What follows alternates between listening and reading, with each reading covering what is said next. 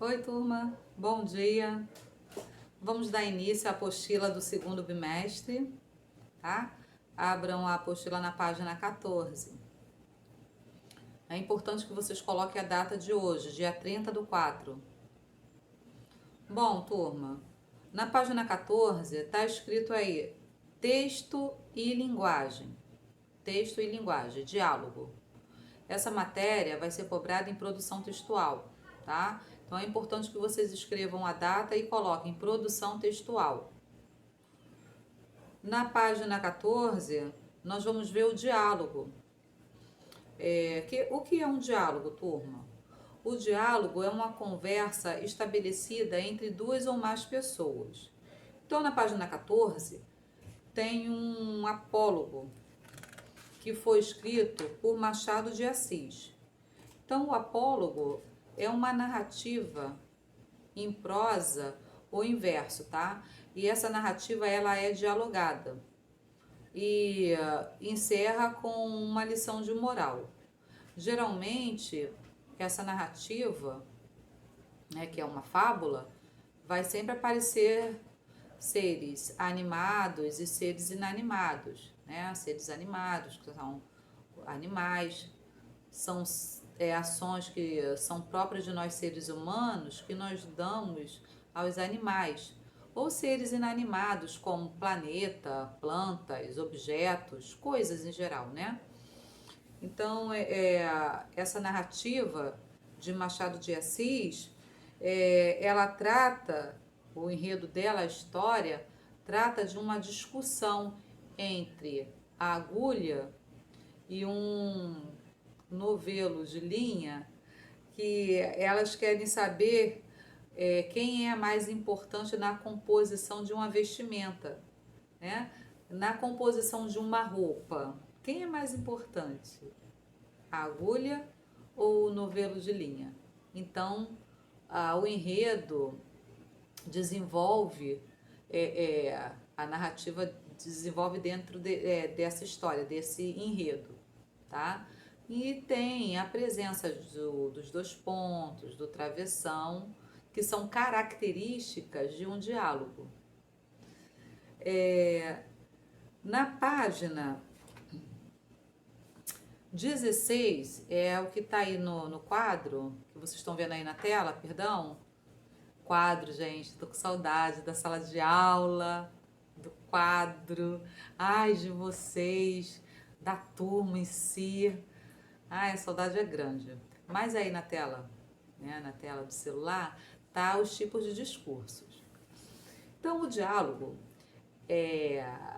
dentro da narrativa, existe uma conversa, né, estabelecida entre duas ou mais pessoas.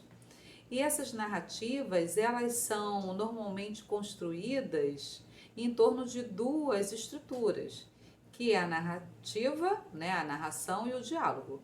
A narração são as ações específicas dos personagens. Na narrativa, né, na narração, as ações, elas são estabelecidas pelos personagens que estão participando. E o diálogo é a fala, é a representação, né, da fala dos personagens.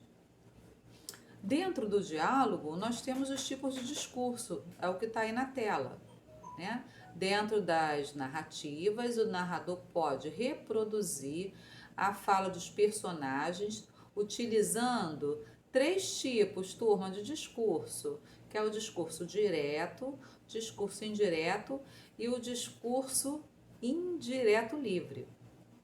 O discurso direto é a reprodução fiel da fala dos personagens. Então, no discurso direto tem como característica os dois pontos, travessão, pode aparecer as aspas, né? Os verbos de sendir, que são os verbos perguntar, falar, dizer. quando vai introduzir a fala do personagem, né? O travessão, que indica que o personagem está falando, e é importante, e na construção do discurso direto, vocês entendam que o verbo, né, está na primeira pessoa. Primeira pessoa, eu.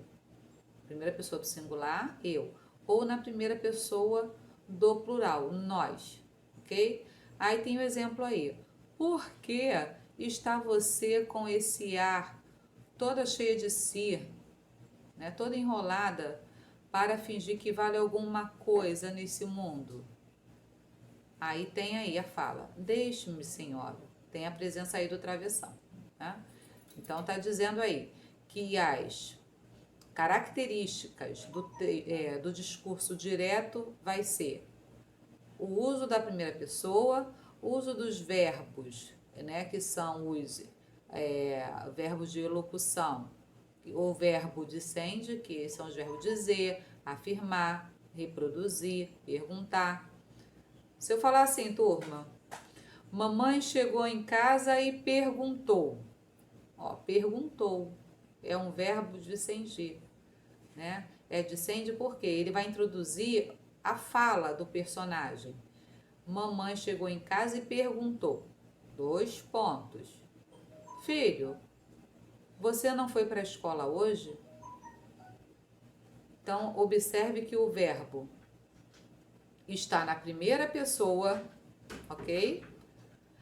E tem a presença dos 2 pontos, do travessão. Então, essas são as características do discurso direto. No discurso indireto, observe aí no quadro, que o discurso indireto é a intervenção do narrador, tá? Na fala dos personagens. Ou seja, turma, ele vai relatar com as suas próprias palavras o que foi dito pelos personagens. Então, no discurso indireto, o locutor, tá? O narrador, ele vai reproduzir o que o personagem falou indiretamente, sem a presença dos 2 pontos, sem a presença do travessão. É um discurso indireto. Então, vamos ver quais são as características. Quais são, turma, as características? Então, vamos lá.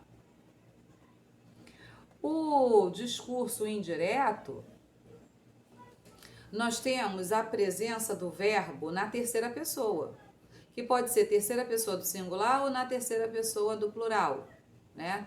Quem é a terceira pessoa do singular? Ele ou ela. Do plural, eles ou elas. Observem também que no discurso indireto vai aparecer as conjunções que, se e como, que são as conjunções integrantes, tá, turma? Então, tem o exemplo aí. Era uma vez uma agulha que disse a um novelo de linha. Observem que o verbo disse, né? Ó, disse. Era uma vez uma agulha que disse. Ela disse. Então, o verbo está na terceira pessoa do singular. Disse que, né? Ó, era uma vez uma agulha que disse. Então, vai aparecer sempre as conjunções que são conjunções integrantes, se e como. Já o discurso indireto, livre, é a combinação dos 2 discursos, do discurso direto e do discurso indireto, tá? E nele, a voz do narrador vai se confundir com a fala dos personagens. Então, tem esse texto aí como exemplo. Contudo, no caso do homem que queria um barco, as coisas não se passavam bem assim. Então, vocês vão observar que nesse exemplo, que é um pouco extenso, vocês não vão ver a presença do travessão. tá? É uma mistura do discurso direto com discurso indireto, né? Começa com discurso indireto, aí de repente aparece a fala do personagem dentro do discurso direto, perdão, do discurso indireto livre, tá? Turma, na página 17 e 18 tem um quadrinho que ensina como fazer a transformação. Como eu vou transformar o discurso direto para o discurso indireto? E como eu transformo o discurso indireto para o discurso direto? Tá? Foi o exemplo que eu dei para vocês. Mamãe chegou em casa e perguntou: filho, você não foi para a escola hoje? Então, discurso direto, porque tem a presença dos dois pontos do travessão. Transformando para o discurso indireto. Mamãe chegou em casa e perguntou ao filho por que ele não tinha ido para a escola.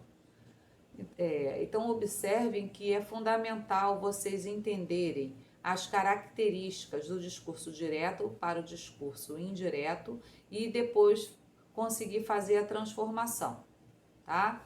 Então, vocês vão fazer as atividades, turma, das páginas 18 a 22. Como essa primeira parte aí é texto e linguagem, os textos, eles são extensos. Então, não adianta vocês irem direto tentar responder os exercícios. Gente, é interpretação de texto. Tem que ler o texto. Lembra que eu falei que tem que ler o texto uma vez? Faz a releitura do texto. Não entendeu? Volta lá. Consulta o texto novamente para vocês conseguirem responder, tá? Não tentem ficar, não tentem adivinhar, chutar. Eu acho que é esse, que é essa alternativa. Não. Se esforce, vocês estão com tempo. Pode fazer com calma. Tá ok? Então, qualquer dúvida é só perguntar no grupo. Tá ok, turma? Espero que vocês tenham gostado da aula. Tô morrendo de saudade de vocês. E até breve, turma. Beijos.